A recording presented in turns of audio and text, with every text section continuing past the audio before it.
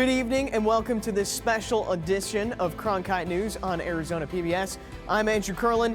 Thanks for joining us. Tonight we're taking a look back at stories from our sports bureau, from Barry Bonds' last chance to get into the Baseball Hall of Fame to moving earth for Supercross. It was just announced this afternoon MLB has canceled spring training games through March 4th due to the lockout. But there are still plenty of stories in baseball right now, like Barry Bonds not making it into the Hall of Fame in his final year on the ballot. It's been a hot debate, but Cronkite News reporter Michael Garaffa found plenty of support for the former Sun Devil among his peers. Former Arizona State Sun Devil and seven-time MVP Barry Bonds is the all-time MLB home run leader with 762 career home runs. Bonds also holds the record for the most home runs hit in a single season at 73. Yet for the 10th and final year, the slugger was denied a spot in the Baseball Hall of Fame. Many voters cited steroid speculation for banning Bonds, but Bob Nightingale of USA Today believes that isn't a good enough excuse. We probably elected 6 or 7 guys with strong steroid suspicions in the past 10 years. It was clear from even his ASU days that Bonds was a special player. Everybody knew he was the best player in the country, and that he was going to be the #1 draft pick or number 2 draft pick, but everybody knew how special he was. Obviously, I support Barry. He's a Sun Devil here, and we want to see him there. The guy dominated his era. Whatever happened during that era, everybody can speculate on that. Former Major League reliever Joe Borowski spent 12 years in the majors and faced Bonds 6 times throughout his career, even managing to strike him out twice. I took a little pride in, guess what? I was playing against guys who were using stuff to help their performance, and I was still able to perform at a high level against them. The biggest argument for those that believe Bonds deserves it are his career numbers before the steroid speculation. If you look back at his career, he was hitting over 300. He was stealing a ton of bases. He was the first 400 guy. So he was definitely a Hall of Famer before that. He would have been in the Hall of Fame if he had stopped playing in 99, 2000. While Bonds' time on the ballot is up, he could still make it into the Hall of Fame through what's called the Today's Game ballot in December. In Phoenix, Michael Garaffa, Cronkite News. As we head towards the end of high school basketball season, an era at Mountain View High School has come to an end as its final season for their long-term head coach, Garyernst. But as Cronkite News reporter Ryan Blank tells us, Ernst did not leave on his own terms. After 38 years of leading the Mountain View boys basketball program, Garyernst has coached his final game for the Toros. When the job opened up in the summer of '84, I knew this was the job that I wanted. It's a special place, and it means everything to me. Despite being Arizona's all-time leader with 943 wins in 8 state championships, 7 coming with the Toros, Ernst was stunned to hear he was let go by the school's principal with no option to return. Completely shocked. I thought that I had served this community and that I deserved more than releasing me at the end of the season. I just don't think it was handled very well. I thought I deserved a lot more than that. Mountain View's final game on February 11th came in front of a packed house as Toro Nation honored the legendary coach. To see this kind of support in our gym means everything to me. It's just such a neat feeling to see so many people care about you. Honestly, every coach was trying to emulate what Coach Ernst was doing. And that's how he had so much success, starting kids at a very young age. Over the past 38 years here at Mountain View, it has never been about the wins. It has never been about the state championships for Ernst. It has always been about the players and creating bonds that are everlasting. I used to go to camps in kindergarten, and now I'm in 11th grade. I've been here for 11 years of school, and it's just been awesome getting to know him. Great personality, great coach, great guy, and everything he does. You can go almost to any guy that's played at Mountain View. You can go back to when they were in elementary school, and you develop that love for playing basketball on the court right here. And then you go to the games and you watch what it takes to be a Toro. We just were all so fortunate to be a part of it. Great tradition, great culture, built by a great man. I'm gonna miss being with the kids more than anything. Kids come back and see you after they've been on a mission, they've been to college, they've got family. It's just a rewarding occupation. While Ernst has not ruled out coaching again, he plans on spending more time with his wife Susie and his ever-growing family. The Phoenix Rising will have several new faces on this team this year. One of them is very familiar to Valley fans. Cronkite News reporter Michael Bosky has more on the former Hamilton star who is starting his pro career with his hometown team. Channing Chaston has always dreamed of playing soccer at the professional level, and after a great career at Ohio State, He recently signed his first professional contract with his hometown team, the Phoenix Rising. The goal's always been to play professionally and to continue playing soccer. So to have the opportunity and to come back to Arizona was pretty amazing. Before he was known as a standout player at Ohio State University, Chaston was a soccer star at Hamilton. At Hamilton, he helped lead them to a state championship and was voted to the first team all-region team. After graduating in 2019, Chaston remains a prominent figure in Hamilton's soccer program. He's left his mark here. His contribution back to the program is probably what's most impressive. He gives us his time. He's come back every year. He's met with the academy kids. He's talked to the varsity team and shared his experiences on what it was like for him advancing to the next level. While Chaston is one of the most naturally gifted athletes to ever play at Hamilton, it's not his on-field attributes that set him apart. He's showing that he's learning and he can listen. He's very coachable, and that's massive at this stage in his career. So, to come out of college and to be put in a situation like this against some, very, very good professionals, I'm very happy for him. Chaston has a bright future ahead of him, and with the talent, drive, and work ethic he possesses, there is no telling how far his soccer career will take him. The Phoenix Mercury introduced their 10th head coach in franchise history yesterday. The team parted ways with coach Sandy Brondello after falling short in their championship run last October. Cronkite News reporter Connor McGill was at Footprint Center with the details on the Mercury's new hire. The Phoenix Mercury have named Vanessa Nygaard as the next head coach of the franchise. This is Nygaard's first head coaching job in the WNBA. She's a Scottsdale native, and she's one of 6 currently in the league who have played. Nygaard hopes to bring her experience to the bench. I've always wanted to be a coach in the WNBA, and the opportunity to coach one of the most storied franchises and to coach the greatest player of all time, as well as other outstanding players, is something that I couldn't even dream of. Nygaard's basketball portfolio is quite deep.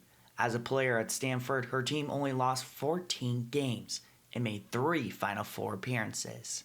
She played 6 seasons in the WNBA and started her coaching career as an assistant at Long Beach State. Now, 19 years later, she goes from being an assistant coach for the Las Vegas Aces to being the head coach for the Mercury. I've been a bench player, I've been a starter, I've sat at the end of the bench and been paid to watch basketball, and so I know all the struggles that the players go through, also that management of your life with the challenges of being a professional athlete. And so to be able to identify with them and also to be able to push them because you know what it's really like, I think that that's an important skill that I bring as a former player. Nygaard's 9-year-old son told his mom that she is the shepherd because she gets to guide the goat. Nygaard responded to him, "The goat takes care of herself." By goat, she's talking about Diana Taurasi, who has taken the offseason to contemplate whether or not she'll be returning. At the Footprint Center, Connor McGill, Cronkite News. In 2015, John Rahm got a sponsor's exemption to play in the WM Phoenix Open as a junior at ASU. Now, 7 years later, he is the #1 player in the world. Now, another Arizona State player will get his shot to play on the People's Open this week. I talked to the freshman who is excited to tee off at the TPC. Arizona State freshman Preston Summerhays received the first sponsored exemption of 2022 to play in the WM Phoenix Open. Summerhays is familiar with TPC Scottsdale as he's been on the course many times as a kid with his uncle Daniel. I've been standard bearing at this event since I think I was 10 years old. I would go out standard bear for my uncle, and I just gotten to know the course. Summerhays has played and practiced with many of the professionals who will tee it up at the People's Open, including Tony Finau. Tony's been a huge influence on me. It's going to be fun to play in the same field as him. Although Summerhays is going to be one of the youngest players on the field, he's not going to look like an ordinary college freshman. Arizona State men's golf head coach Matt Thurman says that Summerhays will fit right in at TPC, and spectators will see that. He can handle the pressure. He's comfortable on the big stage. He loves it. I mean, he just loves the pressure. And I think the bigger the moment, the better he gets. The 19-year-old has played in the U.S. Open and other PGA events before. Pre-qualifying for his hometown tournament since he was 14 years old, the Scottsdale native will turn his dream into a reality. The first round of the tournament starts on Thursday, and we will be out there all week long with coverage on players, the Celebrity Pro-Am, and what fans can expect this year on the greenest show on grass. The Pro Pickleball Association served up its new season last weekend in Phoenix, and a pair of Arizona sports greats got in on the action. Cronkite News reporter Garyernst Retires has a story on how two former sports stars are looking to grow the game of pickleball. What happens when you bring together arguably the greatest Arizona Cardinal of all time with the most decorated Olympian of all time? A pickleball match for the ages. The Pro Pickleball Association stopped by Phoenix for its first tournament of the year, in a celebrity match that got fans into the seats. Larry Fitzgerald and Michael Phelps traded in helmets and swim caps for paddles and pickleballs. Oh man, it's nice to come out and see the support that Arizona shows, and you know, when you have the best Olympian in world in all the world come out here and participate, and people are going to show up. I think that's so special about the game of pickleball is really anyone can play it, and especially high-level athletes like them. It's a great opportunity for them to still, showcase their competitive juices and get out and have a good time. Pickleball grew 21% during the pandemic with over 4 million players in the U.S. Fitzgerald and Phelps joined the boom, with Fitz building a court at his home. And on center stage, it was Fitzgerald who stole the show. This guy's got game. We saw that. I mean, I know he's played a lot in the past. He plays a few times a week. We were talking about it earlier, getting me out. I need to learn a few tricks. Probably gripping a little too hard, but it's fun. The Pro Pickleball Association sold over 1,000 tickets as fans flocked here to the JW Marriott to see the first tournament of the 2022 PPA Tour season. Michael Phelps and Larry Fitzgerald gave the crowd a treat, but they hope to get the fans out onto the courts. I guess it's fun to be able to do something that you can do as a family, and it's one of the few sports that everybody can pick up a paddle and a ball in 20 minutes. As long as you know the rules and you're the same level, you'll have a great time. For now, Fitzgerald has traded pigskins for paddles in his new pursuit of pickleball. As for Phelps, he might need some more practice. In Phoenix, Garyernst Retires, Cronkite News. It's time to get a little muddy. Supercross made its way to Arizona recently, taking over State Farm Stadium in Glendale. Cronkite News reporter Andrew Curlin digs in the dirt to show us how a Supercross track gets built. This is a story about dirt. A lot of it. But it's not just any dirt. It's the racing surface for Monster Energy Supercross. So this is our Glendale stockpile. 400 of these truckloads behind me. And these things are loaded to the max, right? Bill Harris oversees the entire process, where over the course of an entire week, the empty State Farm Stadium is converted into a Saturday night show in front of 54,000 fans. Just like building a house, constructing a Supercross track is all about following the blueprints. They know they need a 3-foot jump here, a 5-foot jump there. The finish line's going to go over here. So they'll work their way from the outside in. So they'll stockpile the dirt in the center, and they go out and they plot it out with tape measures and drive stakes in where it goes and start dumping dirt. Flash forward to Saturday, and the dirt is ready. The riders will tackle it for the first time when they arrive on race weekend. Supercross rider Marvin Muscan typically has to see the track for himself to understand it.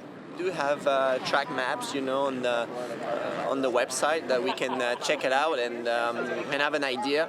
But when you get in the stadium, then you finally see how steep it is and the real design of the track. All of the dirt used for Saturday night is stored locally year-round. Robbie Wageman races for Arizona's Team Solitaire and Nuclear Blast Yamaha. In his eyes, the difference between West Coast dirt and East Coast dirt is dramatic. The East Coast is soft, so it'll get super ruddy. This dirt is more hard, so it'll chew up and get like potholes and blue grooves and stuff like that. So yeah, definitely different, and it's got to be key to, like, here you have to have some throttle control so you don't spin out, but we love it. Throughout the night, dirt gets tossed around, rutted up, and maintained. Once the checkered flag waves, it's back to Bill and his team to tear it all back down.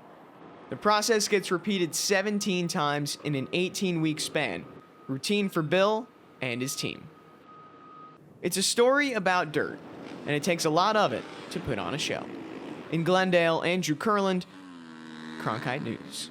Super Bowl 56 is just a couple of days away in Los Angeles. Cronkite News reporter Gareth Kwok explains how a former Chandler High School quarterback and now LA Rams QB went from a career-threatening injury to potentially becoming a Super Bowl champ. Bryce Perkins is one win away from accomplishing something that every NFL player dreams of winning, a Super Bowl title. The former Chandler High signal caller is also on the verge of becoming the first Super Bowl winner in his NFL football family, featuring his father Bruce, Uncle Don, and older brother Paul. None of us have made it to a Super Bowl, put it that way. And so for Bryce to make it early in his career with the journey that he's been on, we're super proud. Perkins' path has crossed Arizona State, Arizona Western College, and the University of Virginia. But his journey all started at Chandler High, where he led the Wolves to their first state title in over 60 years. Just did some amazing things. He was the first to really, be the pioneer to kind of lead that way and lead Chandler, into the culture that we really have, today. Perkins' success has also seen some setbacks. At an ASU practice, he fractured 2 of his vertebrae, threatening to end his career.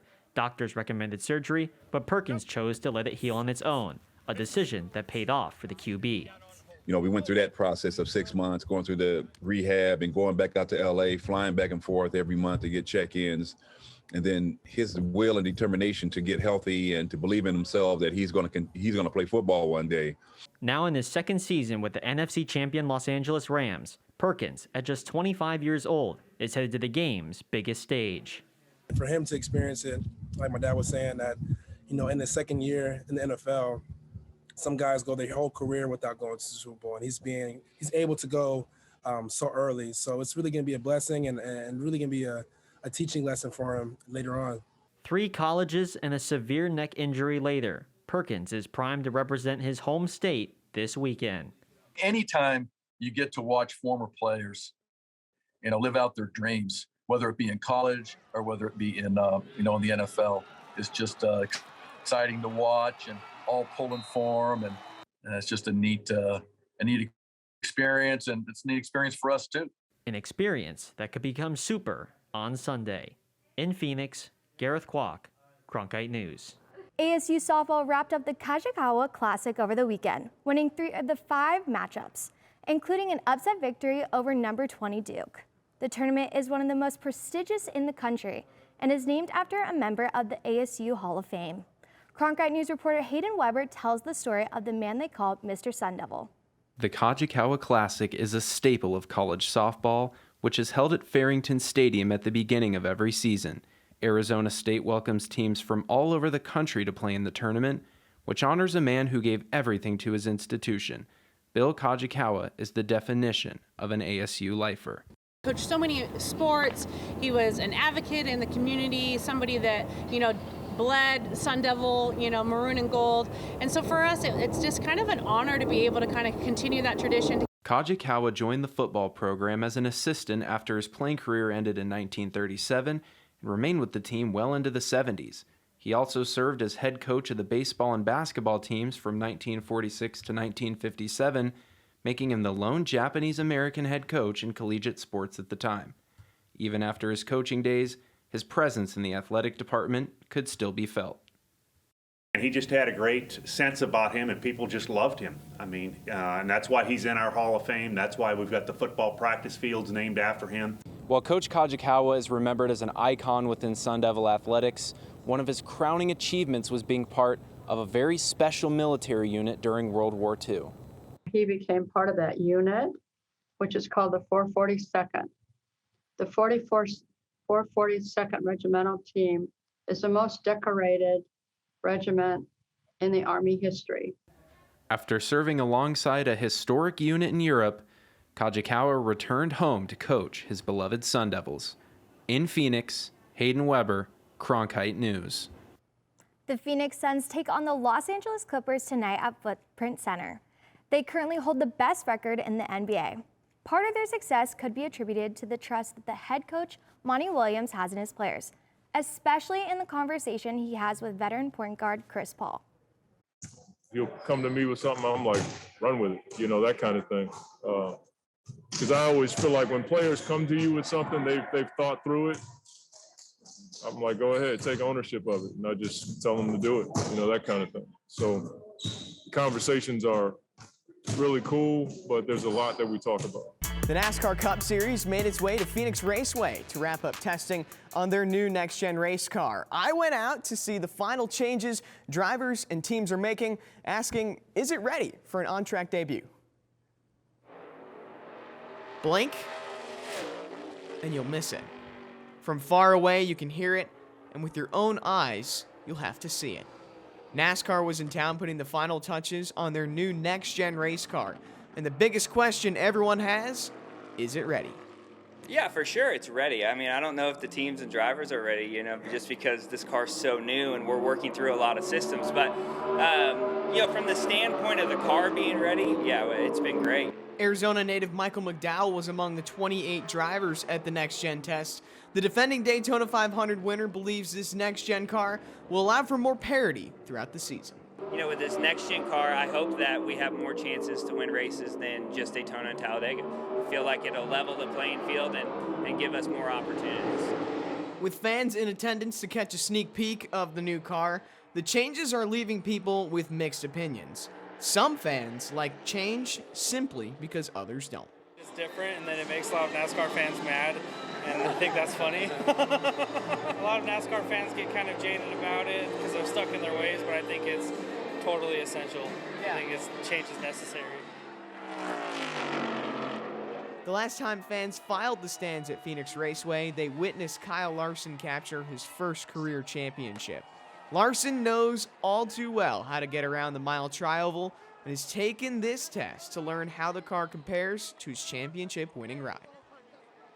Everything is just a little bit more sensitive. The steering's more sensitive, the brakes are a little more sensitive, but I wouldn't say it's any harder. We live on the edge, and you sometimes have to go over the edge until you find what the edge is. The NASCAR Next Gen cars are set to make their debut at the LA Coliseum this weekend and will then run in the 64th running of the Daytona 500 on February 20th. The Embry-Riddle flight team has been around for over 40 years. The team competes against other schools in landings, navigation, and message drops. Cronkite News reporter Ryan Blank has more on the soaring Golden Eagles program. In the heart of Prescott, Arizona, lies the Embry-Riddle flight team. The Golden Eagles have seen growth in their program in each of the past 5 years, but this year put the team at a number they've never seen before. We started this year with about 40 students, which is huge. It's the largest team we've ever had.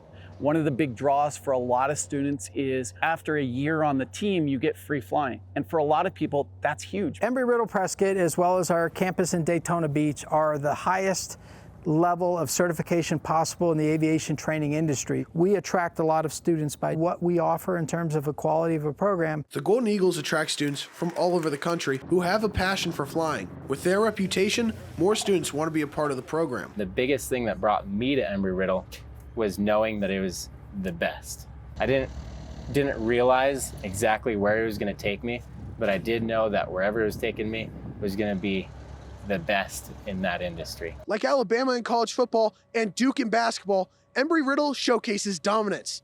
The Golden Eagles have won 35 consecutive regional championships and have been crowned national champs 13 times. We are expected as a team to go out and win regionals every year. We are expected to go out and win national championships every year. People want to be the best, and they see it all over campus. When you walk on campus, you see the numerous championship plaques, and people want to be a part of the best. With the high expectations set for the team, the reigning national champions have a common mentality for competition this year. A national championship is won and lost by 1 point. It's won and lost by 1 foot. If you want to be successful, the flight department will provide the tools. The Golden Eagles are focused on their regional championships that start later this month with a goal of nothing less than their 36th straight championship. In Prescott, Ryan Blank, Cronkite News. The Arizona Coyotes hosted their second annual Skatin' for Layton, which honors one of the team's biggest fans. Cronkite News reporter Zachary Larson tells us how the event is helping girls in the Valley who want to play hockey. Leighton Accardo's legacy will live on forever after passing away from a courageous fight with cancer in November of 2020. The Coyotes have been there along the way to assist the Accardo family, and now they are honoring Leighton by skating at Phoenix Raceway. We really tried to integrate elements that she would have loved. So we've got all of our fun activations, we've got our slides, we've got our slap shot, we've got street hockey. We have a movie theater room that's playing her favorite movies throughout the day. So we really wanted it to be something that Leighton would walk in and be like, this is so cool. The goal is to raise $149,000 for the Leighton Accardo Memorial Fund, with the money being used to help provide young girls the opportunity to play hockey. Something Leighton's mom, Carly, thinks her daughter would be proud of. There's a lot of girls who don't have that. So for us to be able to help them and get them on the ice it's amazing. Fry, who skated 96 miles across the valley to honor Leighton last year, wants to keep the event rolling for years to come. As long as I'm around, we're doing this because it's so important, as we've talked about, to keep Leighton's memory alive, and this is just such a fun way to do it. The Coyotes plan to host the event annually as they continue to receive support from the hockey community by skating to help the sport Leighton loved. At Phoenix Raceway, Zachary Larson, Cronkite News. That's it for this special edition of Cronkite News tonight. Thanks for joining us. For top Arizona stories anytime, go to cronkitenews.azpbs.org.